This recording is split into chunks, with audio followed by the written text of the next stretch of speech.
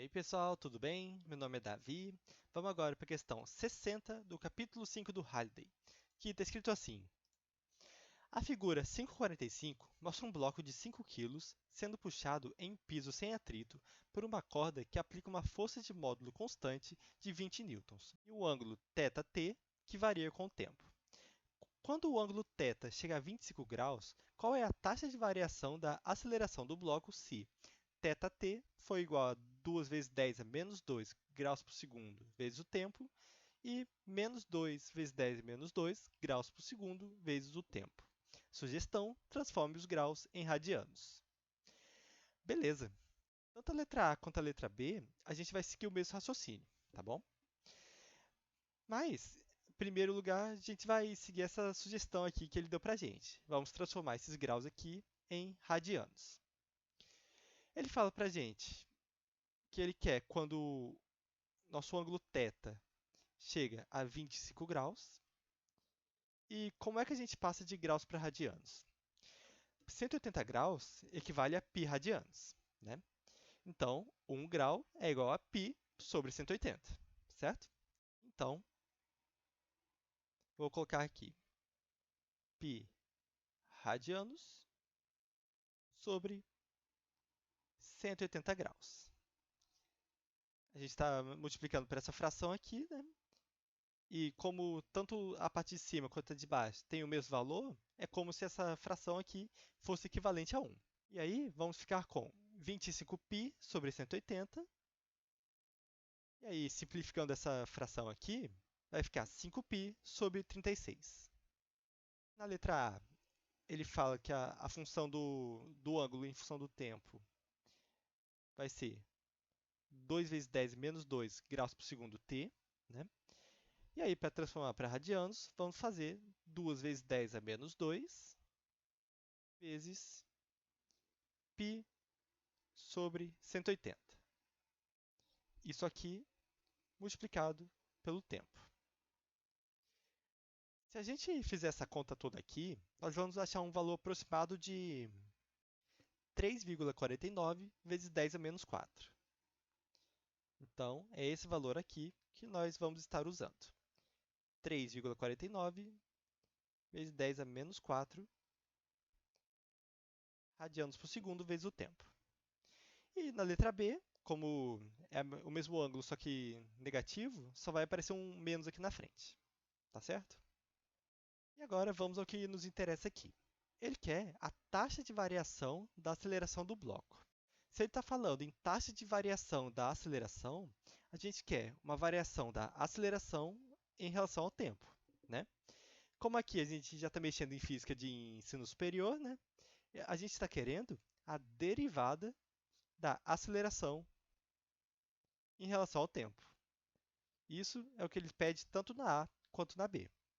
E, portanto, vamos ter que achar uma expressão para aceleração, derivar ela e aí substituir o nosso ângulo aqui de 5π sobre 36 radianos. Tá bom? Vamos tratar nosso problema então. Nós temos aqui a nossa massa, m, que em relação à horizontal, nós temos uma força de módulo constante, cujo ângulo vai aumentando com o tempo. Só que, como essa força está inclinada em relação à minha horizontal, a única componente que vai me interessar aqui é a componente horizontal do meu movimento aqui embaixo. E essa componente horizontal vou chamar de Fx. E com isso, Fx é a única força que importa para o meu movimento. Ela vai ser sozinha igual a massa do corpo vezes a aceleração. Legal? Continuando, nós sabemos que Fx vai ser F vezes o cosseno de θ, que é a componente que está adjacente ao meu ângulo aqui, né? Sempre que a gente decompõe um vetor, a componente adjacente ao ângulo vai multiplicar o módulo pelo cosseno. E isso me dá massa vezes a aceleração. Só que o que a gente sabe aqui é que esse θ ele vai ser uma função que depende do tempo, correto? E aí, o que nós vamos fazer? O que a gente quer achar é a derivada dessa aceleração aqui em relação ao tempo. E por isso, a gente vai derivar os dois lados dessa equação em relação ao tempo, tá? Com isso, vamos ficar com dt da minha expressão aqui, f cosseno, igual a derivada em relação ao tempo da expressão que nós temos ali, que é a massa vezes a aceleração. Beleza. Agora a gente vai ter que lembrar um pouquinho das aulas lá de cálculo 1, ou 2, dependendo da sua faculdade. A força, ela é uma constante, então ela pode ser jogada para fora da minha derivada. Vai ficar força vezes a derivada em relação ao tempo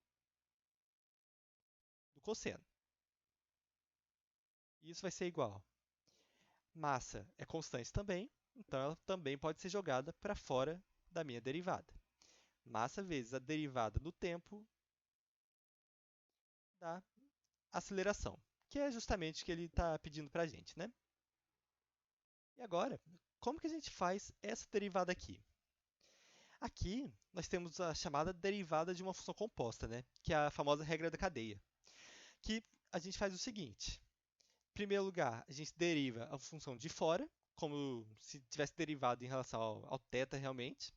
Aí a gente multiplica pela derivada da minha variável que está aqui dentro, em função da variável que me importa, que é o tempo. Como assim?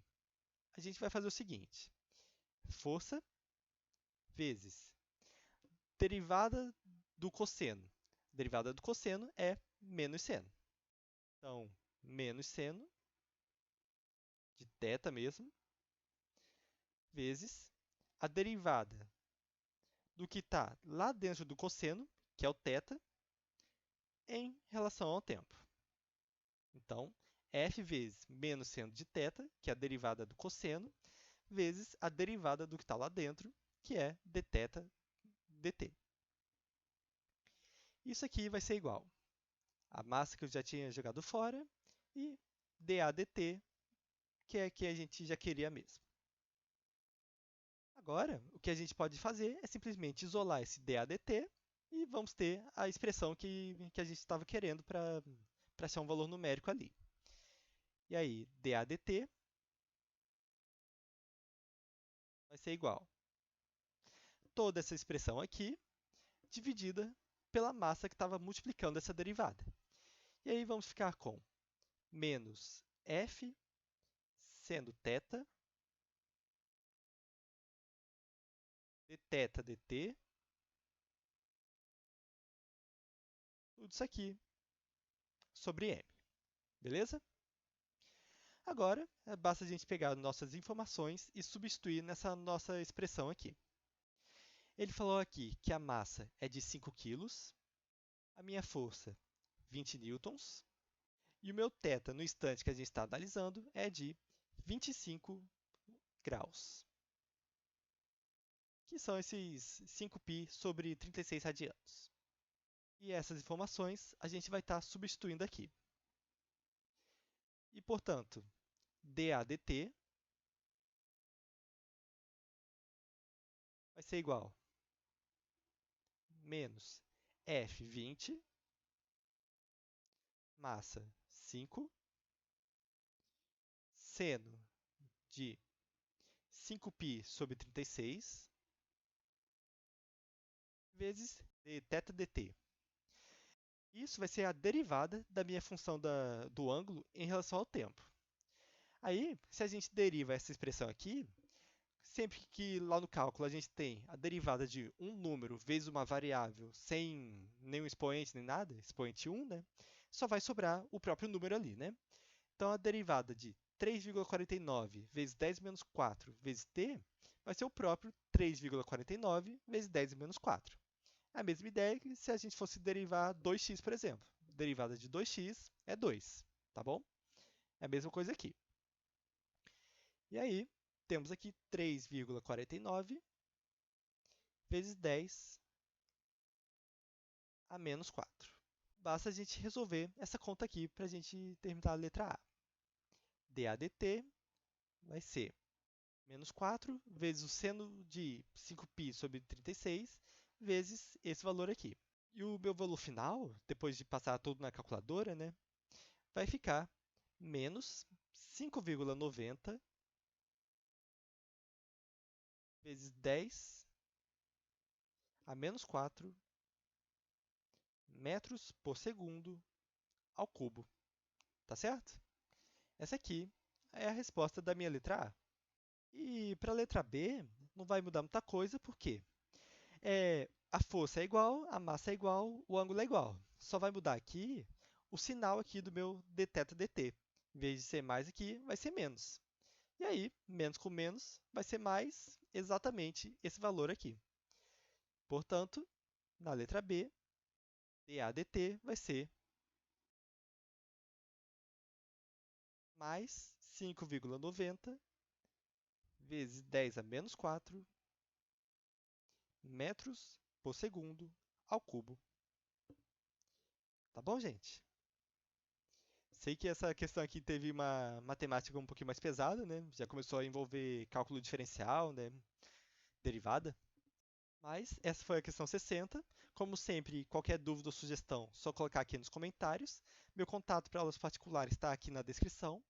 E para mais questões, não esqueça de se inscrever. Tá bom, gente? Obrigado e até a próxima!